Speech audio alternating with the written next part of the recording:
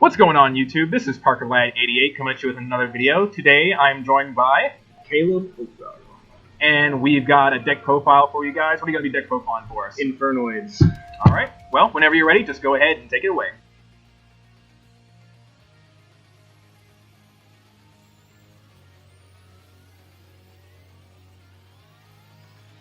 Alright, for those of you who don't know, Infernoids basically, they're all kind of like the Dragon Rulers. They can special summon themselves from the hand of the graveyard by banishing the other members of the Infernoids. So, the level 4s and lowers can only banish from the hand, level 5 and up can banish from the graveyard, and that's basically how the deck works. I'll just go through the card choices and kind of explain a little bit. First off, I have one Deviati and one Onunku. These are the two boss monsters of the deck. Onunku is level 10, 3k attack, 3k defense. He blows up all monsters. He's basically Dark Hole when he's summoned, and he can negate spells and traps by triggering a monster. Deviati is basically the exact opposite. She blows up all spells and traps when she's summoned, and negates monster effects by triggering a monster. So for these two specifically, you have to banish 3 to get them out. Next, we play 3 Thundle. He's the double attacker. If he attacks a monster, he can attack again. And all of these guys are basically DD Crow. They can pop a card out of your opponent's graveyard. Big guys can do it during either player's turn, small guys can do it during your opponent's turn. All for spell speed too. Yeah, it's also spell speed too, so you can chain it. Next off, we play 3 Infernoid Sights in this. This guy is probably my favorite one out of the big guys because if he attacks a monster at the end of the battle phase, I get to banish a card on the field. And it doesn't target, which makes it really, really good. You can clear your opponent's field really well. Next off, we play 3 Petrulia. Petrulia is basically MST. This deck dies really hard to back row if it doesn't have any outs. Vanity's Emptiness and Imperial Iron Wall really hurt this deck. So 3 Petrulia I feel is pretty necessary. Especially when you're facing off with people upside against you. Next off, I play 2 Harmdic. This guy pops monsters. Basically the same as Petrulia. He's your out to some stuff. Next off, we play 3 Antra. This guy I feel is the best out of the little guys. He his effect lets you bounce a monster on your opponent's side to the back of the hand, which is really good. It's really good out to a lot of different things because it doesn't destroy, which is really good in this format. Next off, we play 3 Decatron. He's 1 Promias. Promias is basically Night Beam. He's pretty good against back row, but he's kind of a 1-up because he only hits set cards. Next off, we play 3 Decatron. Decatron's the best card in the deck. He's the first Infernoid that can be normal summoned. When he's normal or special summoned, you can send 1 Infernoid monster from your deck to your graveyard, and this guy gains that monster in your deck. And he's also a tuner, which makes him super, super good. He's basically your out to everything. Your opponent has Vanity, you summon it, send Petrulia, and get rid of something. He's what makes this deck run really, really well.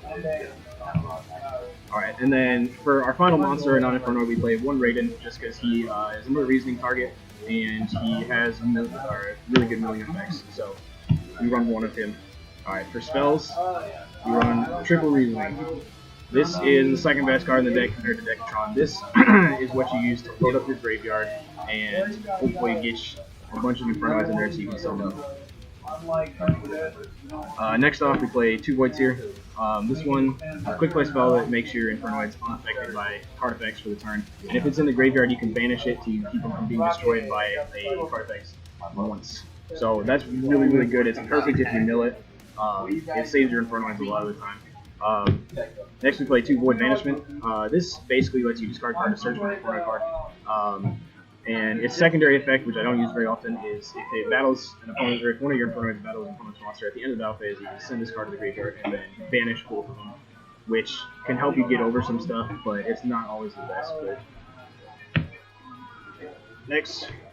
So I've got a question for you about the Void Banishment, because pretty much every Infernoid build I've ever seen, they never run Void Banishment. So why did you decide to? The reason I run Void Banishment is because with the new support with Decatron and stuff like that, you don't really need to run as many Light Sworns as the old build did. You can, but you don't really need to because with this you can search for your Void launches, which allows you more controlled milling than the Light Sworn monsters did.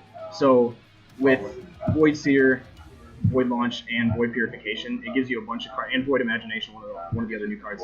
It gives you a bunch of targets for you to search for, and it helps like it's not so sacky as the Light Swarm build. It gives you a little more controlled melee controlled searches, and it's pretty cool because it can search for void travel. What's up? Yeah, next for one of you on Raigeki, Rekindling. Rekindling is really good because it hits Decatron, so you can like sack Decatron from Monster Gate or something and then just bring him right back with Kindling. 1-for-1 to search out Decatron Darkhold because we don't care. Monster Gate because it's another reasoning and a guaranteed summon. And then Void Imagination. This one is one of the power cards that came out of the new set. It basically, any Infernoid monsters that are level 2 and higher become level 1 while it's on the field. And for those of you who don't know, Infernoids have a level restriction. If there's 8 or more effect monster levels on the field, you can't summon anymore. This makes them all level 1 if they're above level 2. So you can summon a bunch and then not have to worry about the level restriction. Its secondary effect is you can send it to the graveyard to summon the new Infernoid boss monster tier that just came out in this set. And if your opponent controls, it's kind of like Shadow Fusion. If your opponent controls a monster from the extra deck, you can send monsters from your deck as part of the summon. So it's really, really good. Helps push for OTKs. For the traps, I run triple Void Launch. This, during your standby phase, lets you send 2 Infernoid monsters from your deck to your graveyard. So like I was talking about with Management, it's a little more controlled melee. It's really, really good if you don't open up Reasoning and you can open up that. Next, I play 2 Mistake, just because Mistake doesn't hurt us, and it hurts pretty much every other deck in the meta. And it's really good to completely shut down your opponent with that. And lastly, I run 1 Void Purification, just because this can help you maintain advantage if you can't get a lot of Infernoids in grave. During your opponent's standby phase, it lets you add 1 Inferno monster in your graveyard back to your hand, and during your standby phase, you return a banished one to the graveyard to give you more fodder to bench the other ones. So this really helps you maintain advantage if you can't build up your graveyard early. Alright, that's, yeah. So, quick question about the void launches. Yeah. Do you ever feel that at times like the void launches can be kind of cloggy? They can, and the number one thing I sided out today in the tournament was one of the void launches. Just because, like, 3 is great because if I want to see it early, but game 2, I don't always need it, so I'll side out one of them for anything else. And that's like that and the mistakes are kind of my number one side things. But the 3 void launch is great if you want to see it early. Come on, dude, start bragging. Tell them how well you did in the tournament today. I went 4-1.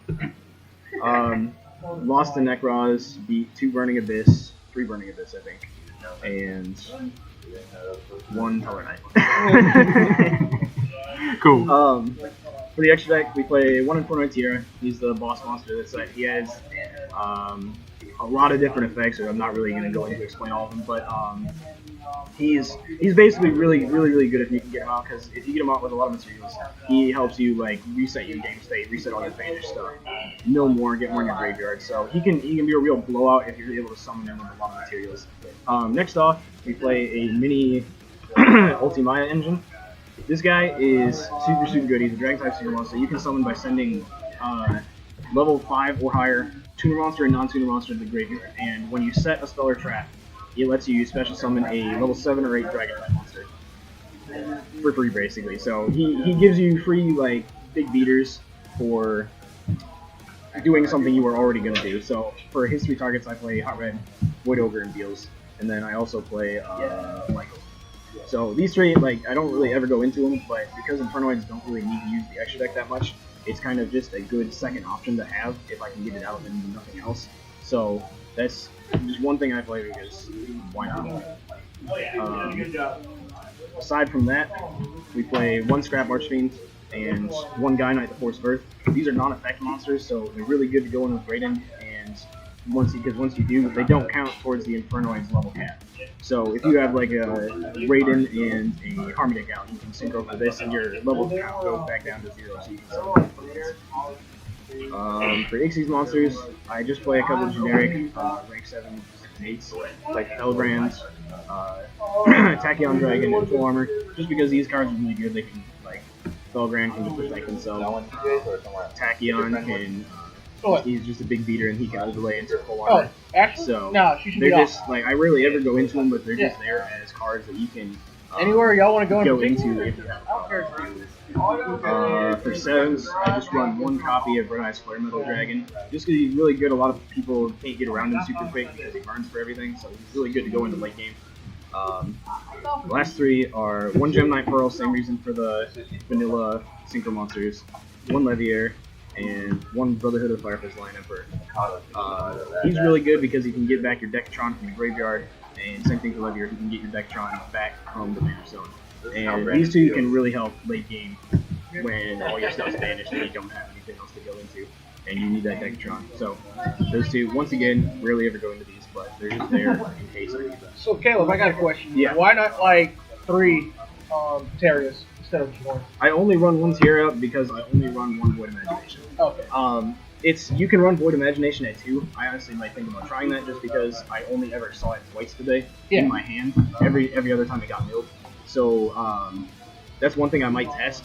And honestly, especially with testing online, I've only ever gone into 1 Tierra per game. Yeah. And I feel like if you go into Tierra, especially if you're using the Shell Fusion effect of Void Imagination, Yeah. you're going to load up your graveyard and you're basically going to be able to go. Well, I've only gone for 1 Tierra too, but its first effects as you get the mill, like send 3 from your 6 and Yeah. and you can send the other 2 for like fodder for like another one. Mhm. So. And yeah, he's really good. It's just I only run 1 Void Imagination just because of the same, like it kind of gets cloggy. And Tierras, I only ever go into 1, so that's like I might test it out at 2, see how it does. Yeah. But for now, I'm only running the 1 just because it's like something I never really go into. But yeah, that's the deck. I hope you guys enjoyed it. Thanks for watching. Any comments before? Don't we even wrap up? sign out. Let's just I just want to thank Brandon for getting me into the deck. That's about it. All right, guys. Well, I hope you guys enjoyed the deck profile, and stay tuned for future videos. This is Parker Ladd, And Caleb. and we're out.